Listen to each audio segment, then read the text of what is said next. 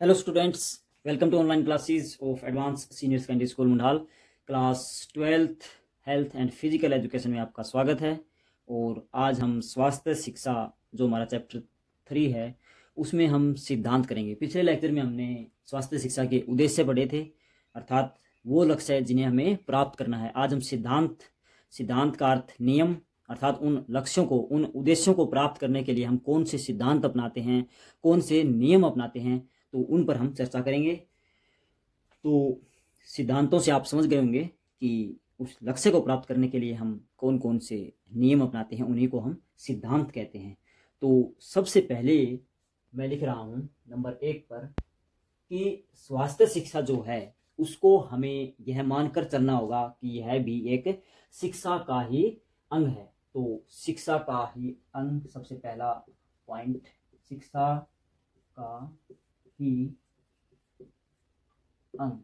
तो सबसे पहला सिद्धांत यही है कि स्वास्थ्य शिक्षा को हमें शिक्षा का ही अंग मानकर चलना होगा, तभी हम पूरे विद्यार्थियों को, बच्चों को स्वास्थ्य शिक्षा का सही मतलब समझा पाएंगे या सही ज्ञान दे पाएंगे, या हम कह सकते हैं कि बच्चे उन लक्ष्यों तक आसानी से पहुंच जाएंगे। तो शिक्षा का ही अंग हमें मानना पड़ेगा। शिक्षा के साथ साथ ही इसको, स्वास्थ्य शिक्षा को बच्चों तक पहुंचाना होगा। तो सबसे पहला सिद्धांत यही है, शिक्षा का ही अंग मानना होगा।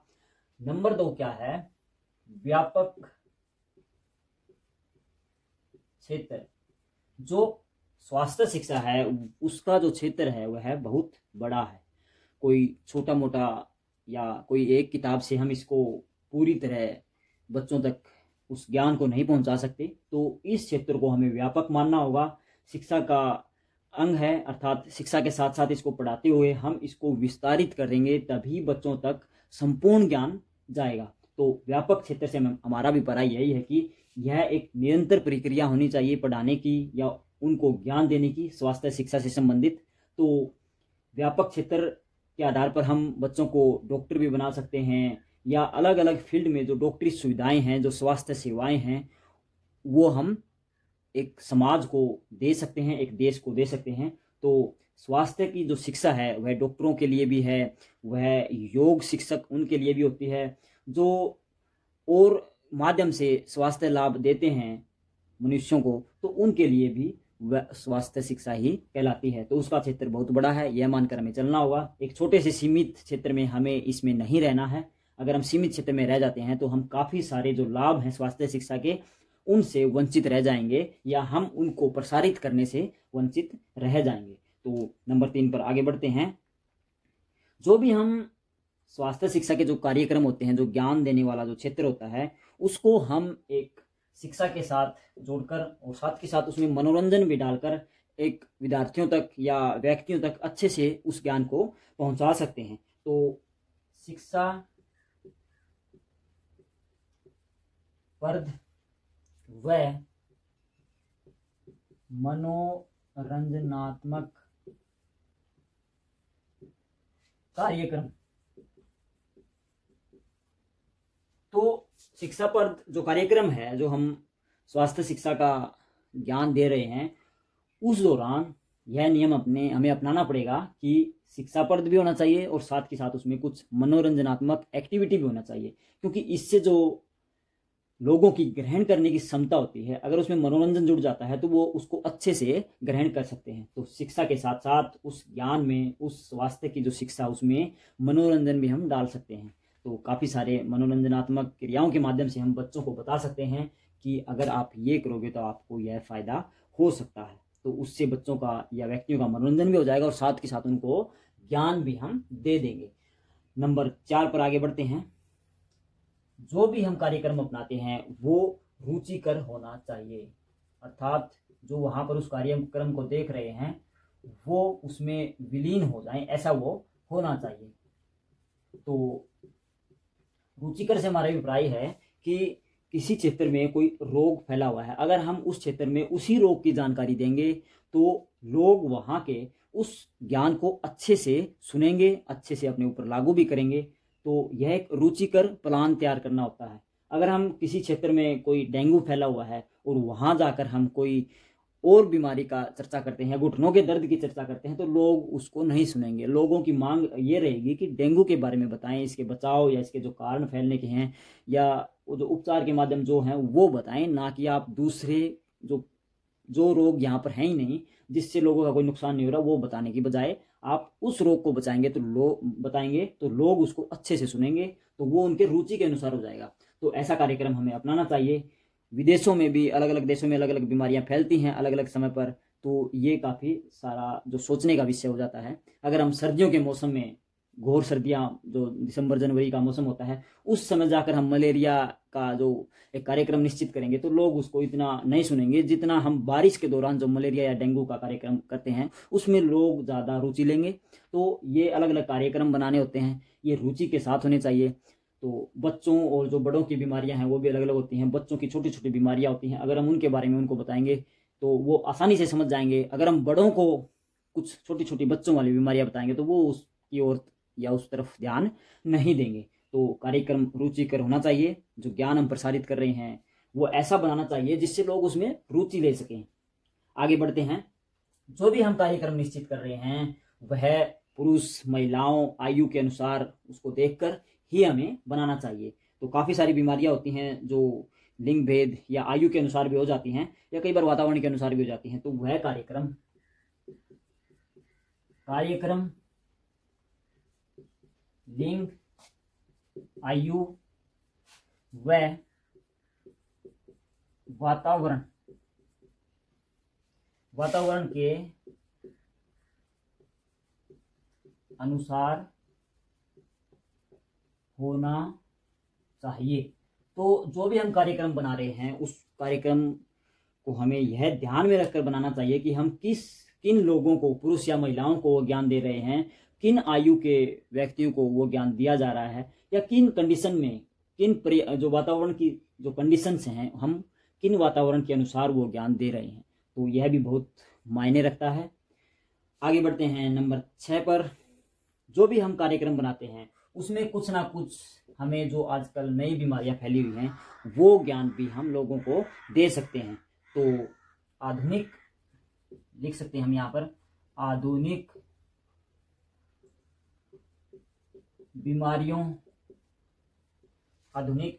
की भी जानकारी होनी चाहिए। तो जो कार्यक्रम है उसमें आधुनिक बीमारियों की भी जानकारी होनी चाहिए, आधुनिक बीमारियों के बारे में भी लोगों को परिचित करवाना चाहिए। तो यह भी एक जरूरी हो जाता है, यह एक नियम है स्वास्थ्य शिक्षा का अगर हम ज्ञान दे रहे हैं तो।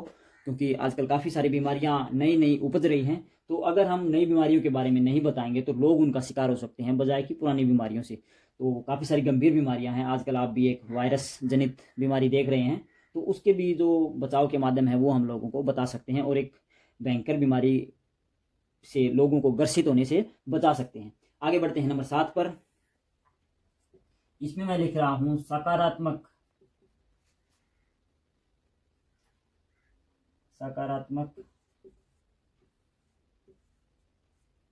दृष्टि से युक्त, कि जो भी अधिकारी हैं या जो भी स्वास्थ्य शिक्षा का ज्ञान दे रहे हैं वहाँ जो कार्यक्रम हम अपनाया है, तो सकारात्मक दृष्टि से युक्त उन अधिकारियों को होना चाहिए। क्योंकि अगर हम एक प्रकार से कह सकते हैं कि टोटल पूरा कर रहे हैं तो उसका कोई फायदा नहीं होगा, लोगों तक उसकी कोई एक सकारात्मक दृष्टि या लोगों तक उस ज्ञान का पूरी तरह से प्रसारित वो नहीं हो पाएगा। तो सकारात्मक दृष्टि से युक्त होना चाहिए, हमें वही करना चाहिए जो लोगों के लिए ज़रूरी होता है। तो हमें उस ज्ञान को अच्छी तरह से लोगों तक पहुंचाना चाहिए। क्योंकि अगर हम सकारात्मक दृष्टि या उस ज्ञान को सही तरीके से देने की व्यवस्था नहीं करेंगे तो लोग उस ज्ञान से वंचित रह जाएंगे, तो उस ज्ञान देने का कोई फायदा नहीं है। तो अधिकारियों को यह समझ होनी चाहिए कि हम जो ज्ञान दे रहे हैं वो लोगों तक पहुंचे, और जब लोगों को एक बार बताया जाता है तो उसका फीडबैक भी उनको लेना चाहिए। क्योंकि कई बार लोग भूल जाते हैं, कुछ समय बाद उन कार्यों को करने से वो दूर होने लगते हैं। तो बार बार हम उनको पूछेंगे या उनसे जो राय लेंगे तो उनका भी एक लगाव पैदा होगा, उन बीमारियों से दूर रहने की जो आदतें हैं वो अपनाएंगे। तो सकारात्मक दृष्टि अधिकारियों की होनी चाहिए, अपने फील्ड में अच्छे से ईमानदारी से काम उनको करना चाहिए। तो काफ़ी लोग इस फील्ड में अच्छे से कार्य कर रहे हैं, तो वो धन्यवाद के पात्र हैं।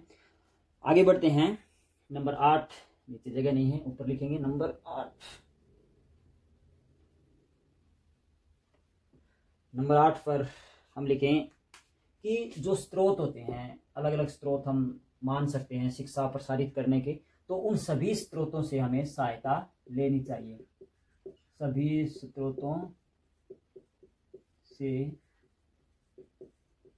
सहायता, क्योंकि मनोरंजन या ज्ञान देने के काफ़ी सारे स्रोत होते हैं, लाउड स्पीकर के माध्यम से या कार्यक्रम के माध्यम से या कोई नाटक के माध्यम से या एड जो हम टेलीविज़न या रेडियो पर देते हैं या इंटरनेट पर भी काफ़ी सारी एडवर्टाइजमेंट्स दी जाती हैं।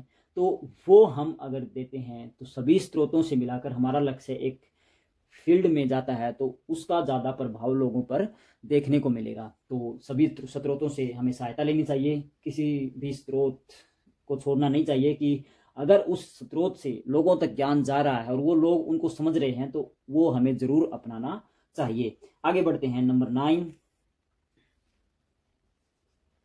जो भी हम ज्ञान दे रहे हैं उसको केवल पढ़ने लिखने तक ही सीमित न करें। पढ़ने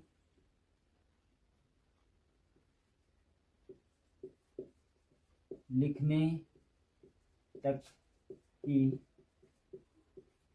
सीमित न करें।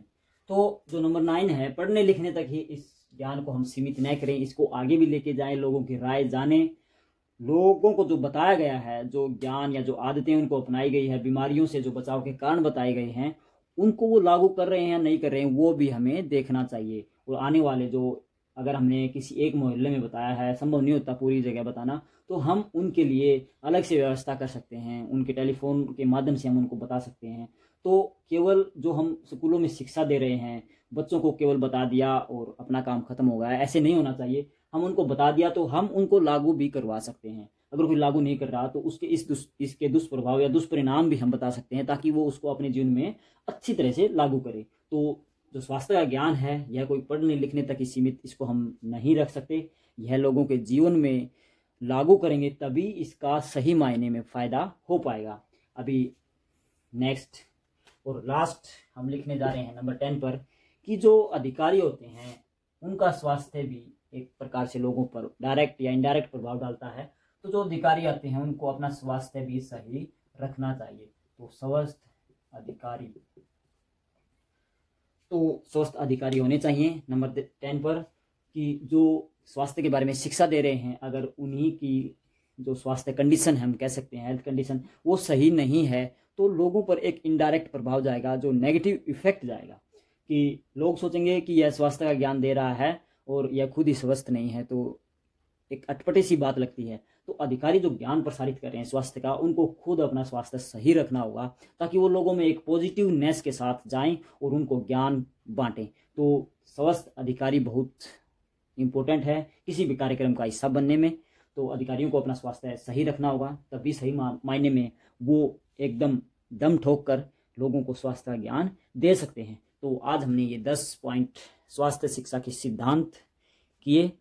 तो इसमें मैं बार बार एक शब्द बोल रहा था, कार्यक्रम। तो कार्यक्रम से आप ये मत समझें कि स्कूल में कोई कार्यक्रम हो रहा है या कोई और कार्यक्रम हो रहा है, नहीं, इसकी मात्रा जो सीमित है वो नहीं है, यह असीमित होता है। स्कूलों में भी होता है, जो भी डॉक्टर अस्पतालों में जो लोगों का इलाज कर रहे हैं वह भी एक स्वास्थ्य का कार्यक्रम है। जो छोटे छोटे बच्चों को टीकाकरण अभियान चलाया जाता है वह भी एक कार्यक्रम है, या कोई टैबलेट दी जाती है, या जो नए बच्चों का जन्म हो रहा है उनके लिए कोई व्यवस्था की गई है, तो वह भी एक स्वास्थ्य का कार्यक्रम ही है। तो आप इसको एक सीमित दायरे में न सोचकर एक बड़े दायरे में सोचकर पढ़ें, तो यह आपको आसानी से समझ में आ जाएगा। तो आज के लिए इतना ही, इनको अच्छे से नोट करें। Thank you.